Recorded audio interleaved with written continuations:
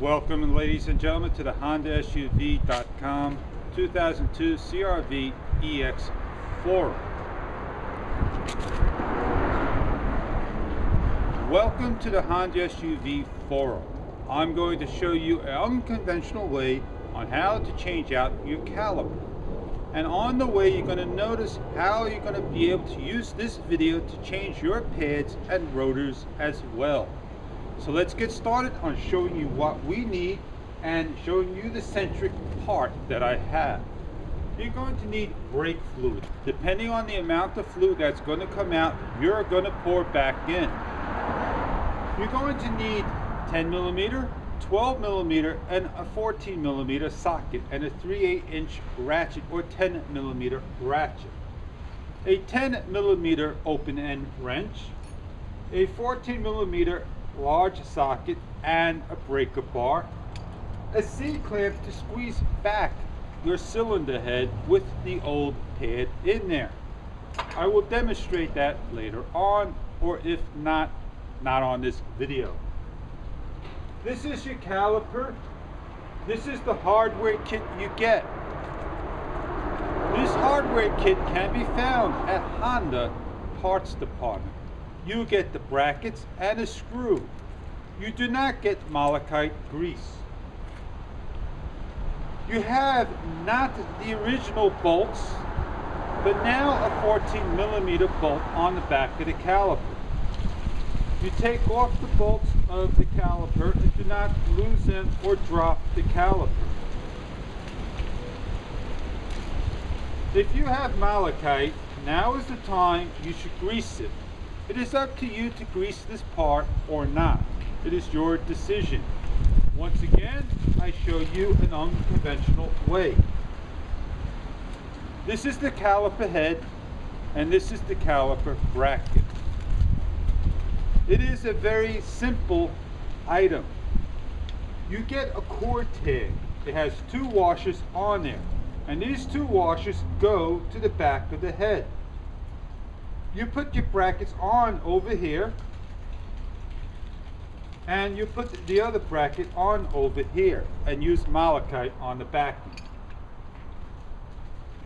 You pull off the boot to expose the piston or the slider pin that may or may not have malachite on there. That is where you put your malachite grease. It seems to move nice and smoothly. There is white grease in there. Now I'm going to leave this at this time. Let's get started on showing you how to take off the caliper. You done? How do I know I have a bad caliper? I cannot turn this wheel. The caliper basically is frozen. Let me go to the other side and turn that wheel for you. Ah, is that tough?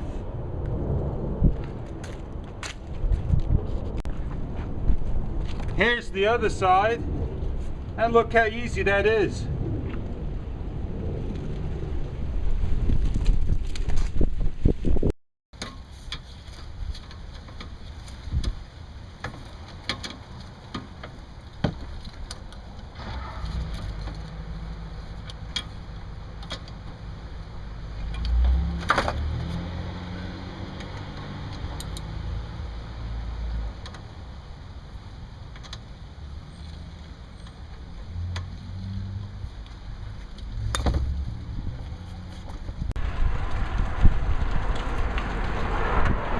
Now I can get to the bolt of the unit, lefty-loosey.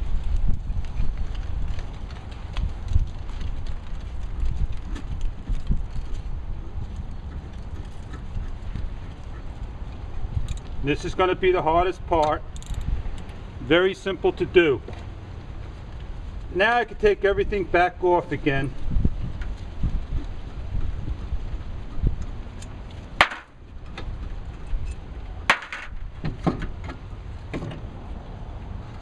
Now you can see that the fluid is dripping out if it's loose. I'm not going to worry about the fluid dripping because I got a pan underneath, and I want to now set everything up so I cannot lose the maximum amount of fluid. But before I get started, I must protect this area. So I got a bag going over my brake system.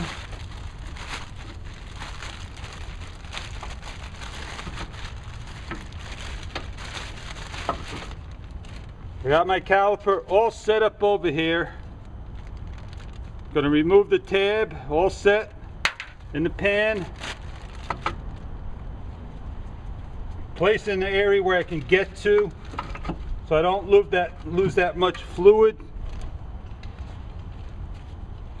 Get my new 2 rings ready to go. I don't want to lose all this because this is my return. So I want to make sure I put this in the correct location and put this back on my rotor.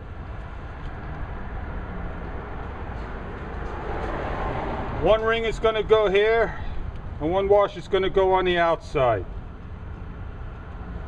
So I'm going to put them right here so I don't lose them, or over here so I don't lose them.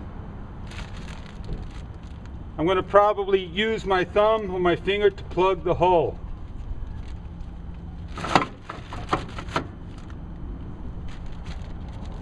There you go. Gravity is going to make this fluid come out.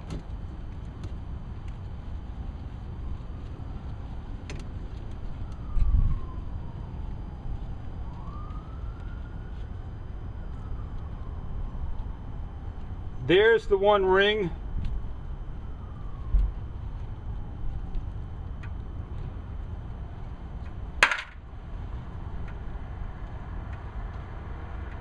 And it goes on one ring. There's the bleeder valve. You can see the hole right there where the fluid comes and comes out the hole. I'm going to place back on and take the other ring off and put the new ring on. Notice I did not lose a lot of fluid. There's the old one.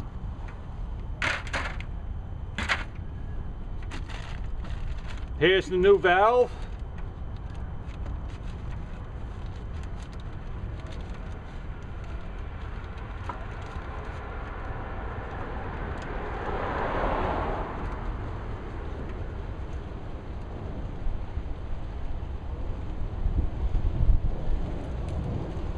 And one mistake I've done, I did not look to see exactly how this hose went. I'm not going to worry about it. Always go to the other side and check it out. Try my best to make this tight. I'm done. A little fluid lost, not a lot. Now what I want to do is go get myself brake cleaner and spray this clean. And before I do that, I want to make sure this is nice and tight. There I go, that's nice and snug, and I'll double check that soon.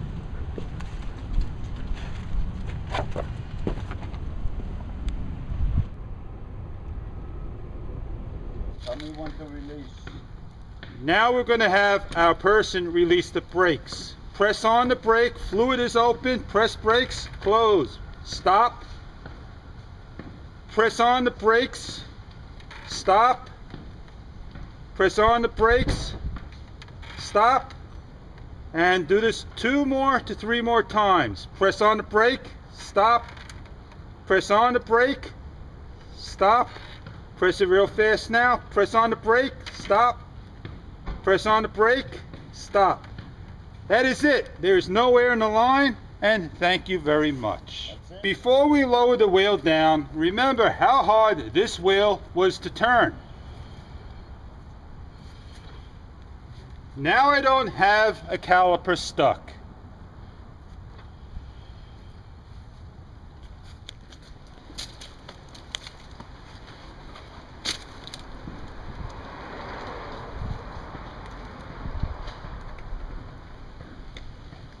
Okay, ladies and gentlemen, I've shown you a very unconventional way of putting on a caliper and taking it off and exchanging it out. I used 14mm sockets, 12mm, and 10mm. This is the old bracket, totally useless to me, and now I must go back to the eccentric dealer to get a refund. This is the caliper head. The caliper head has rusted and it's shot. You can now try to push this, move it, or whatever your heart desires. And the killer is, you can see how rusted it was. Normally, I have enough strength to push this back, and that is what has frozen. It is amazing how calipers can go bad at 150,000 miles. If anybody has any questions or comments about the caliper exchange, please feel free to ask. It was a very easy process. I was given a hint. When putting on the caliper and you want to bleed the brakes, have the caliper at its lowest point. Open up the bleeder valve. Allow the fluid to come out as a steady stream and lock it up. And you do not have to press on the brakes. That is the hint.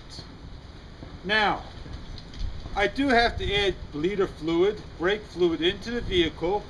As you can see, I had a pan. Not much to come out, a couple of ounces. I'm very well satisfied. I have no air in my lines.